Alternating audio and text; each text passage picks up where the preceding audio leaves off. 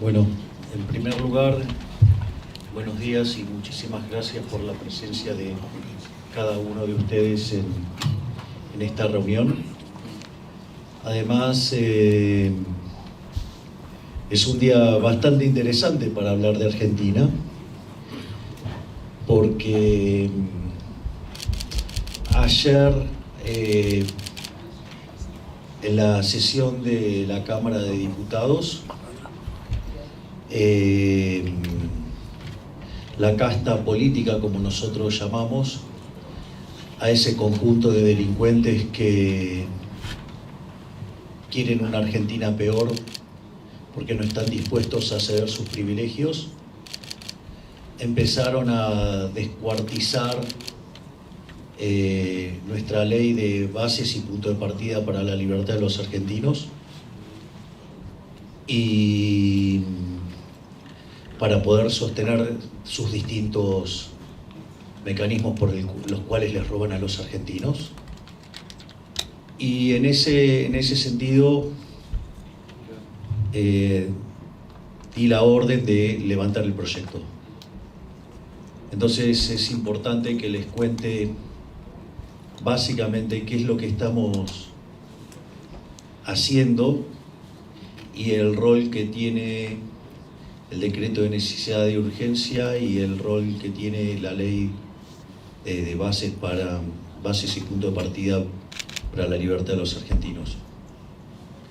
Básicamente nosotros, cuando llegamos al poder, nos encontrábamos con una situación verdaderamente vulnerable. Argentina tenía déficits gemelos por el equivalente de 17% del PBI. Cualquier persona que esté entrenada en este tipo de medidas y de análisis sabrán que es una situación extremadamente vulnerable, en la cual la Argentina estaba en condiciones de caer en una hiperinflación. Además, Argentina mostraba un déficit fiscal consolidado entre nación, o sea, el Tesoro, y lo que tiene que ver con el Banco Central, de 15 puntos del PBI. 5 de esos puntos correspondían al Tesoro y 10 al Banco Central.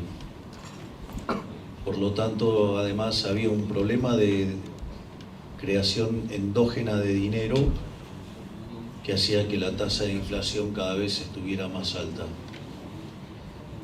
De hecho, a lo largo del gobierno de Alberto Fernández, esa inflación fue subiendo. De hecho, la inflación viene subiendo en Argentina desde la salida de la convertibilidad.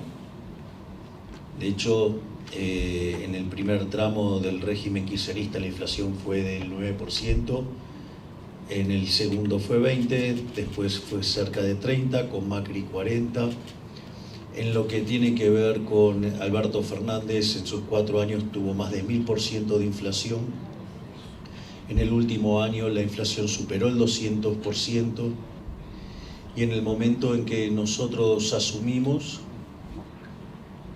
en la primera semana de diciembre los precios crecían a un ritmo del 1% diario, que es el equivalente al 3.700% anual.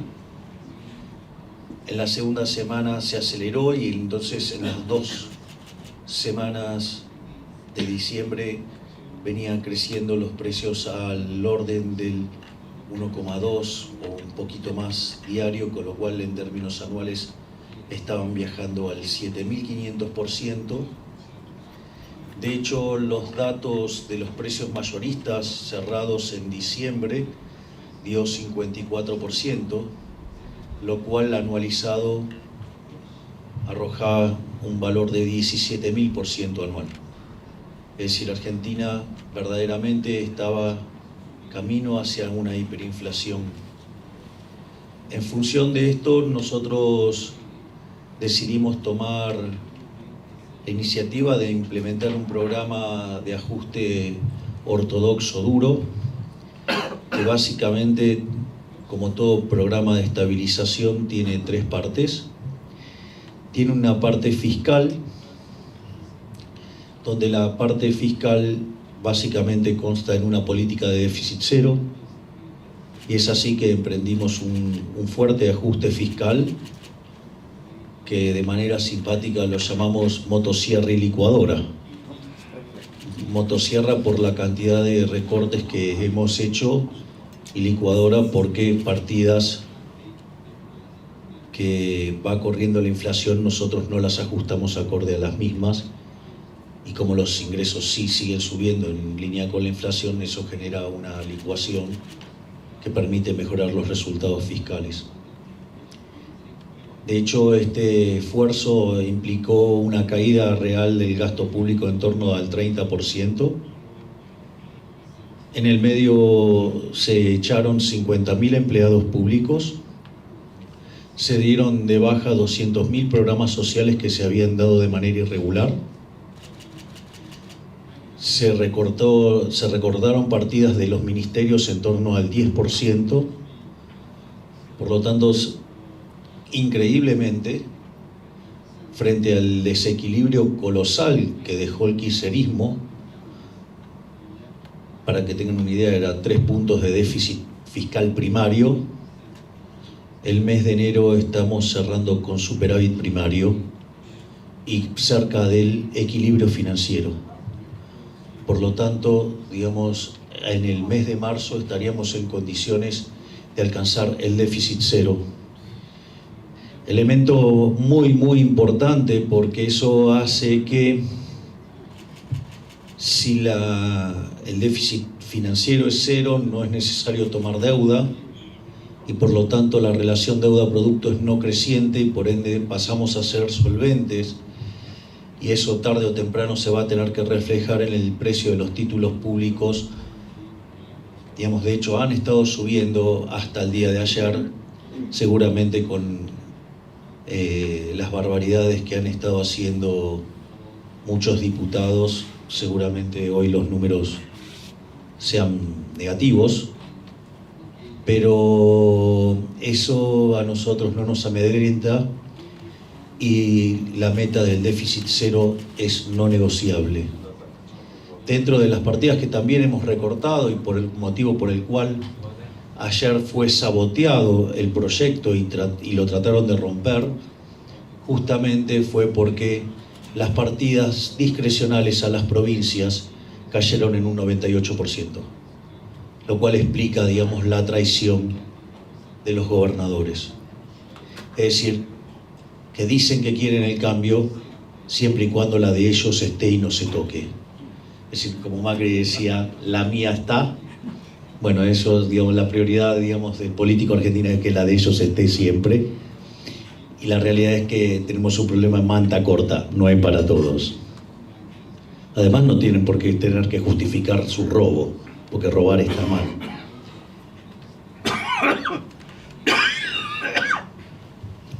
Por lo tanto, el programa fiscal sigue en la misma línea. En paralelo estamos aplicando un programa de saneamiento del Banco Central para terminar con el déficit cuasi fiscal, para tener un orden de magnitudes de lo que estamos haciendo. Nosotros, cuando recibimos el Banco Central, teníamos reservas internacionales netas negativas por cerca de 10.500 millones de dólares, y en ese contexto iniciamos un proceso de saneamiento del balance del Banco Central con el compromiso de no volver a emitir bajo ningún punto de vista, bajo ningún tipo de criterio para financiar al fisco. Y de hecho, desde que asumimos hasta hoy, la base monetaria prácticamente no cambió.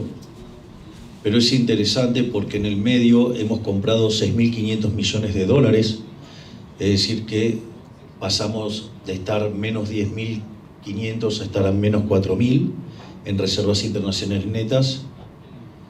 De la meta que nos propuso el fondo para el año, evidentemente ya cumplimos el 65% de la meta. Obviamente que estamos para sobrecumplir la meta también en el plano fiscal. Y esto es muy interesante porque si estuvimos expandiendo por sector externo, si además tenemos un problema que todavía no terminamos con el saneamiento del Banco Central y todavía tenemos emisión endógena por pago de intereses de los pasivos remunerados, aún así la base monetaria no cambió. Esto significa que la contracción que estamos haciendo desde el sector público es tan grande que compensa lo que se expande por sector externo y lo que se expande por sector financiero. ¿Y esto por qué es importante? Porque mientras que estamos limpiando los pasivos y los activos del Banco Central,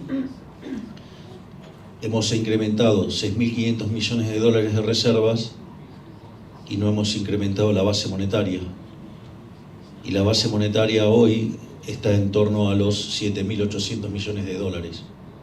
Es decir, que cuando nosotros terminemos de sanear el balance del Banco Central, Argentina estaría muy cerca de poder dolarizar sin ningún tipo de problemas. Y finalmente hemos avanzado en un sinceramiento del mercado cambiario. Al inicio la brecha se comprimió rápidamente. Cuando la política empezó a hacer de las suyas, se volvió a ampliar. Pero este programa tan agresivo que estamos llevando en materia monetaria hace que yo les pueda dar el revólver, pero les estoy sacando las balas. Por lo tanto, no van a poder tirar con nada. Es decir, si nosotros seguimos esta política de seguir limpiando el balance del Banco Central y de no emitir dinero neto, en definitiva, lo que está ocurriendo es que inexorablemente la brecha va a colapsar, cosa que pasó en los últimos días con fuerte suba en el precio de los bonos, caída del riesgo país, y donde la brecha volvió a comprimirse. Naturalmente, otra vez la política metió la cola, pero bueno, esto lo sabíamos. El régimen va a tratar de defenderse, va a tratar de sostener sus privilegios, y eso es parte de una pelea que nosotros sabíamos que íbamos a tener que dar. Dicho esto, entonces estamos claro que todo lo que tiene que ver con el programa de estabilización, que es lo que hace al corto plazo, eso no cambió en nada. Se caiga o no se caiga la ley, eso no se modifica en nada. De hecho, si yo di la propia orden de bajar la ley es porque, digamos, el programa de corto no se ve afectado por la ley. Pero prefiero que no salga nada antes que una mala ley, y mucho menos una mala ley que siga defendiendo los privilegios de los políticos corruptos. En ese sentido,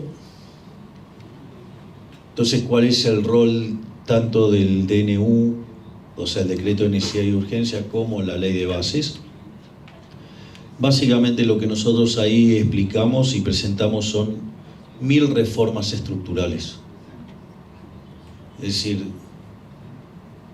y el Congreso había limado bastante de la ley de bases, y hay algunas partes con el DNU que estamos con algunos problemas legales, y en ese contexto estarían quedando 500 reformas. Es decir, que en 50 días estamos poniendo 500 reformas estructurales. Es decir, mucho más de lo que hicieron todos los gobiernos de la democracia en los últimos 40 años. O para ponerlo en orden de magnitudes, cuando dicen, no, bueno, pero de la ley base solamente iban a quedar 250 artículos. Bueno, la Constitución Nacional tiene 192. Es decir, para tener un orden de magnitudes de la reforma que tenemos planeada. Y les digo más, lo que hemos presentado en estos 50 días solamente es el 25% de lo que tenemos armado. Es decir, con lo cual tenemos más. Y no solo eso, que nos quedan pendientes 3.000 reformas estructurales todavía por enviar, sino que además, en este momento, la unidad transitoria para la desregulación de la economía está ya avanzando con los decretos, así es que prontamente también haremos una fuerte limpieza de todos los decretos que traban el funcionamiento de la economía, y cuando terminemos con los decretos iremos por las circulares y demás. Básicamente, tanto el DNU como la ley de bases tienen dos elementos muy importantes. Voy a empezar por el más divertido y después vamos a las partes más sustanciosas. La parte más divertida es que es un típico caso de aplicación de lo que en economía de la información se llama principio de revelación, o sea, el signaling. Tanto el DNU como la ley son instrumentos que promueven devolverle la libertad a los individuos, promueven y potencian las estructuras de mercado, o sea, son reformas pro mercado, no pro firma, sino pro mercado, y al mismo tiempo elimina muchos negocios oscuros, turbios y corruptos de la política. Y eso hace que ponerse en contra de estos instrumentos los deja del lado de los ladrones, estafadores, mentirosos y corruptos que han hundido a la Argentina. No en vano, digamos, estamos publicando aquellos diputados que votaron a favor y que votaron en contra, y quiénes son los que votaron a sus traicionaron a sus votantes diciendo que estaban en favor del cambio, y en realidad son kirchneristas de buenos modales, digamos, o sea, son lobos con piel de cordero. Además, ahora también estamos publicando las fotos de estos traidores, para que la gente tenga claro, digamos, quiénes son los que le mienten de modo directo a los argentinos. Y no solo eso, sino que además es interesante en este sentido, entonces, que deja en claro quién está de cada lado, es decir, quién estamos por hacer de nuevo grande la Argentina y quiénes son los que están a favor de la Argentina prebendaria, que ha hecho de que de ser el país más rico del mundo hoy seamos 140, que tengamos cerca de 60% de pobres, 50% de pobres, 10% de indigentes, y 2 de cada 3 chicos se encuentran en situación de pobreza. Es una situación verdaderamente muy complicada. Eso le diría la parte divertida desde el punto de vista de una aplicación concreta de un modelo de teoría económica. Divertida para mí, no para los delincuentes que están del otro lado. Pero bueno, parte del cambio es eso, es dejar en claro quiénes son los que están en contra de una Argentina mejor. Y por otro lado, ¿qué es lo que implica la conjunción del DNU más la ley de bases? Implicaba que Argentina escalara 90 puestos en términos de libertad económica. Y eso implicaba que Argentina se pareciera a países como Francia o Alemania. Es decir, que Argentina ingresara en un sendero que en un lapso de 20 a 30 años pudiera ubicarlo con un PBI per cápita por lo menos 5 veces más grande, con las consecuencias que eso tiene en términos de caída de pobreza, de indigencia y de mejora de la calidad humana. Evidentemente hay un conjunto de traidores, estafadores, que no quieren esa Argentina, que ponen por encima sus privilegios de casta, sus negocios personales, por encima de los intereses del país y consecuentemente ingresan a la política para aprovecharse del aparato represivo del Estado y así robar el dinero de los pagadores de impuestos. Por lo tanto, si bien es grave lo que hicieron en el día de ayer los traidores, lo que hay que comprender es que eso tiene que ver con el sendero de largo plazo. Y que es la diferencia entre crecer a tasas del 3% o crecer, digamos, al 10%. Es la diferencia entre duplicar el PBI en 7 años o duplicarlo en 23, 24 años. Lo cual es tremendo en términos de indicadores sociales. Pero qué gracioso, porque justamente los traidores, los que votan en contra de todas estas reformas, son los que se llenan la boca hablando de los pobres y de la ayuda de los pobres. Por eso digo siempre que los progresistas, la izquierda y todo ese conjunto de empobrecedores aman tanto a los pobres que lo único que hacen es multiplicarlos. Es decir,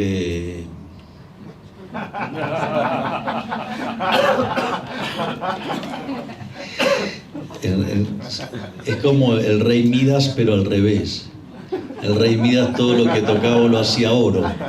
Todo lo que toca un zurdo lo convierte en pobreza.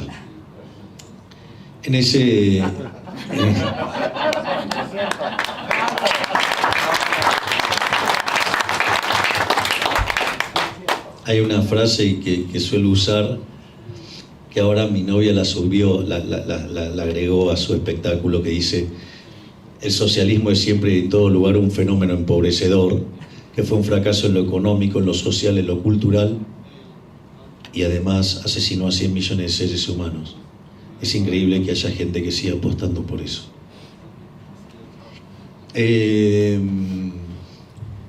Naturalmente a mi novia le sale mejor. Digo, es más linda, es más talentosa, baila mejor. Bueno, digo, yo soy solo un presidente.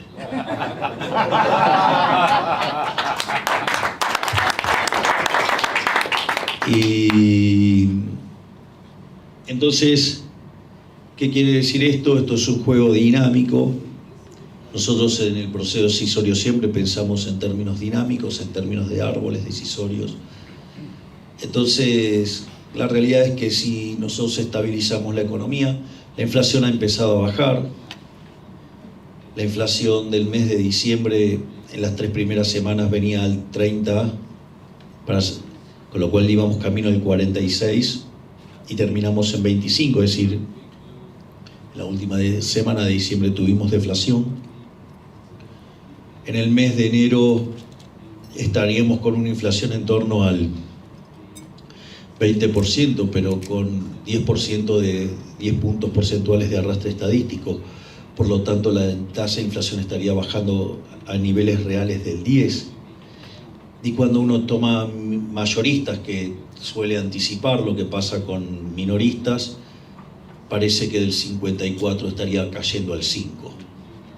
Por lo tanto, estamos siendo exitosos en materia de contener la inflación a velocidades verdaderamente rápidas. Al mismo tiempo, estamos con una recomposición de las cuentas fiscales que todo indica que no vamos a tener problemas de llegar al equilibrio financiero en marzo. Si continuamos con este proceso de saneamiento del Banco Central, podríamos estar liberando el cepo a mediados de año, y al liberar el cepo y eliminar ese exceso de demanda subyacente en el mercado de divisas, se eliminaría el exceso de oferta en el mercado de bonos, con lo cual el precio de los bonos subiría y la tasa de interés caería el riesgo país.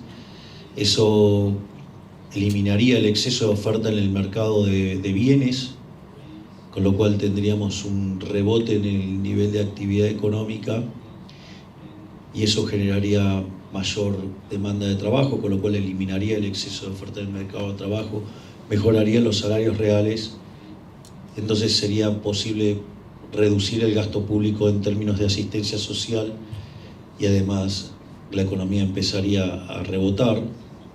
Además, la destrucción de capital que tuvo la economía en los últimos 20 años haría que también sería posible crecer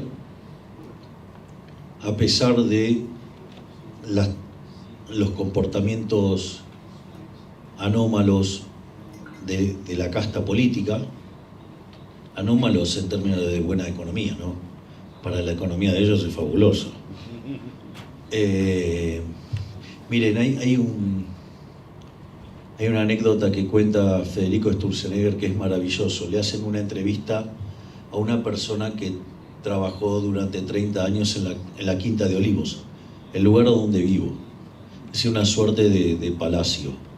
Es algo que está entre un palacio y el paraíso, más o menos. Que es un gran motivador para hacer bien las cosas. Entonces, en ese contexto, dice, porque uno cree que Argentina es súper inestable y que es súper traumática y todo. ¿Y qué es lo que contó esa persona que estuvo 30 años trabajando en la Quinta de Olivos?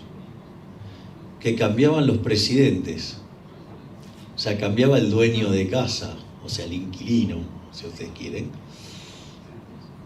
Pero las personas que iban a Olivos seguían siendo siempre las mismas. Entonces, nosotros justamente vinimos a cambiar eso. Entonces, lo que esté pasando ahora con el DNU, que igual el DNU está funcionando, de hecho, hemos eliminado la ley de alquileres y se duplicó la oferta de alquileres y en términos reales el precio de los alquileres bajó también de manera importante. Pero al margen, digamos, de distintas medidas de éxito en las cosas que fuimos proponiendo, lo más importante es que si nosotros somos exitosos en la estabilización de corto plazo, vamos a llegar muy fortalecidos a las urnas el año que viene. Y entonces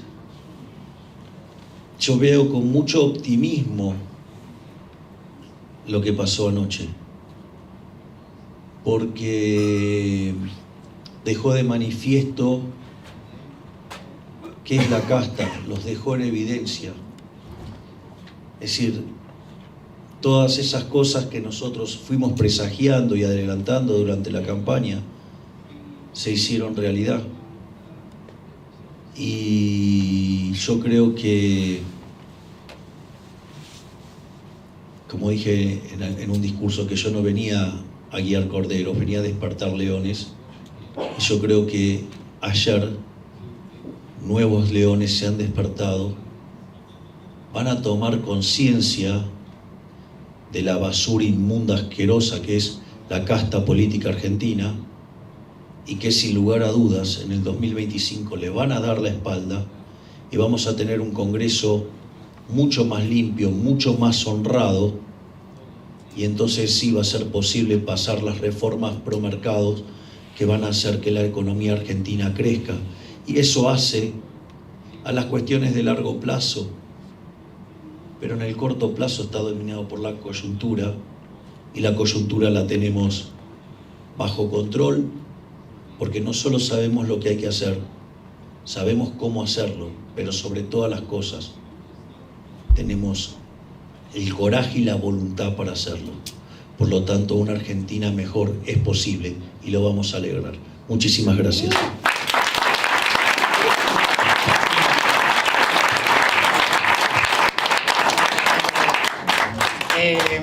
With your permission, we're gonna have a few questions, and I'm gonna try to ask two at a time. So, because we want to make sure we can have time for a group picture afterwards. But you are a man of your word. You are a leader of your word. You are keeping all of the promises that you've made, and I think it's really notable. Pero no gratis.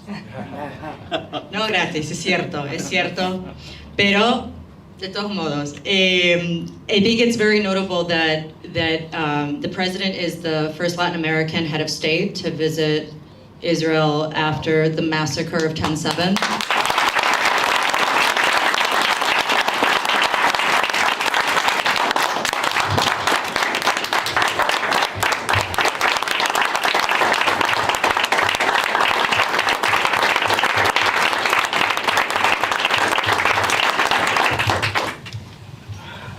And it should also También be... era una promesa. Sí, también. And he did keep his promise to make his first diplomatic official visit to Israel, which he is fulfilling over the next 2 days while he's still here. And I think it's also notable that Argentina is the second largest economy in Latin America. And you just spoke about the challenges. Can you share with us your vision for strengthening economic ties with Israel vis-a-vis Argentina and the world?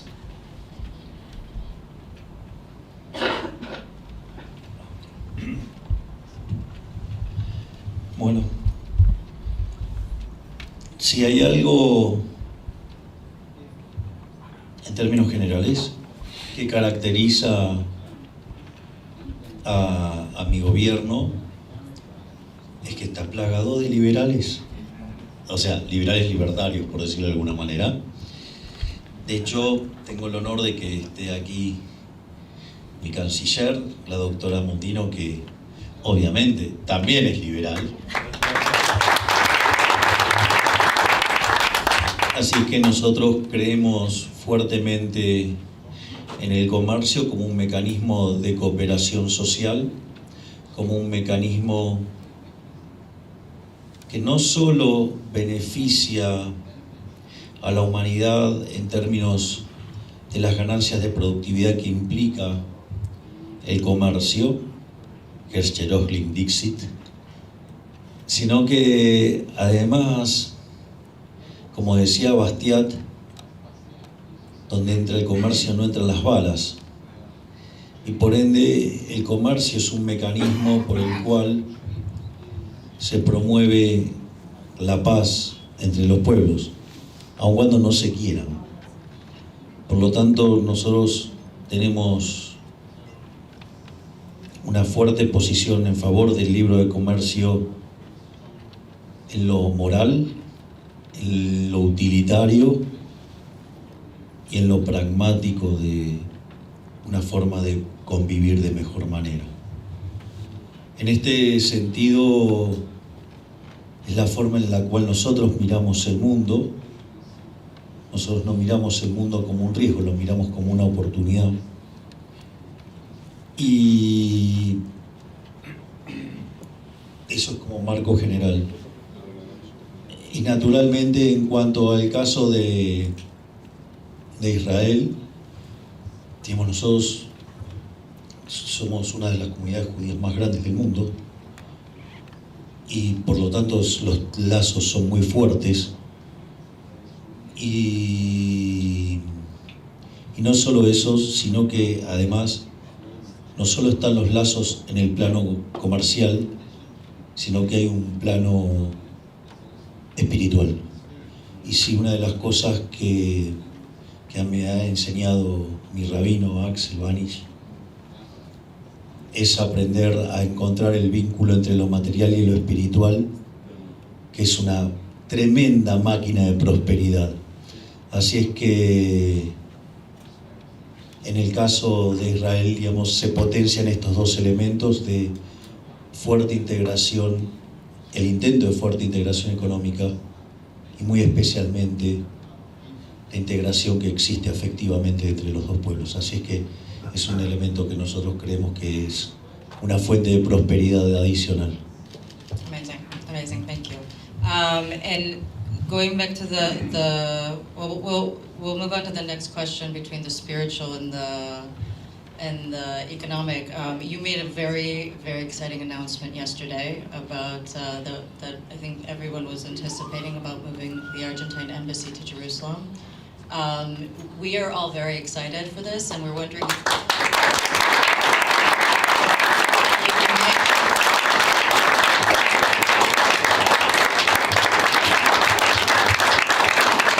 if you have any details of when you think that might happen, or when you would like it to happen.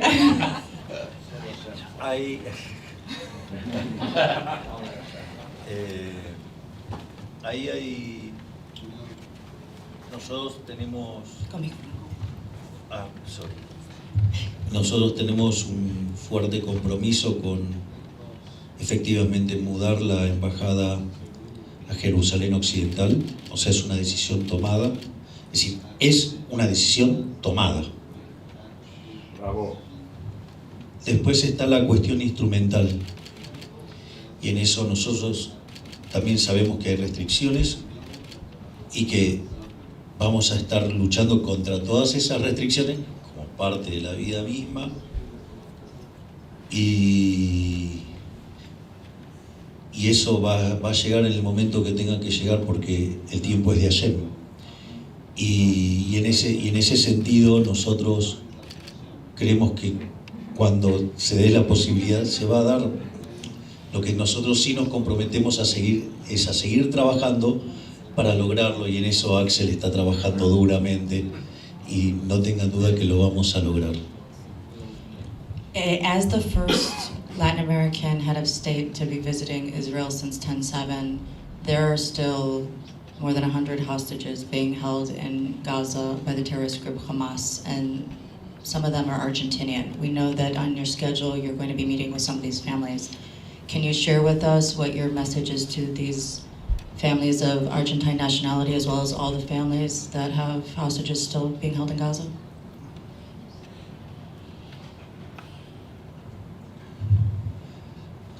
El mensaje es el mismo que di en Buenos Aires, es el mismo que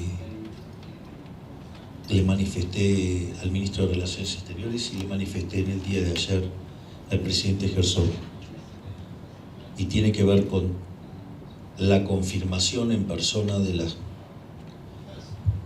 cosas que fui diciendo a lo largo del último tiempo,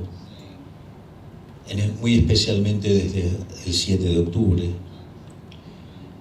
donde, de hecho, como mi última acción como diputado nacional implicó condenar los actos terroristas del grupo terrorista Hamas, expresar mi solidaridad y apoyo para con Israel, sin lugar a dudas apoyar el derecho a la legítima defensa por parte de Israel, exigir la liberación de todos los rehenes, incluidos los argentinos. Al mismo tiempo, nosotros, nuestro ministro de Defensa, Luis Petri, con la colaboración de nuestra canciller Diana Mondino, estamos trabajando en la declaración del grupo Hamas como grupo terrorista. Por lo tanto, nosotros estamos dando un testimonio claro de nuestra posición al respecto, y que mi posición no es nueva. Es decir, ha habido, digamos, un acto horrible,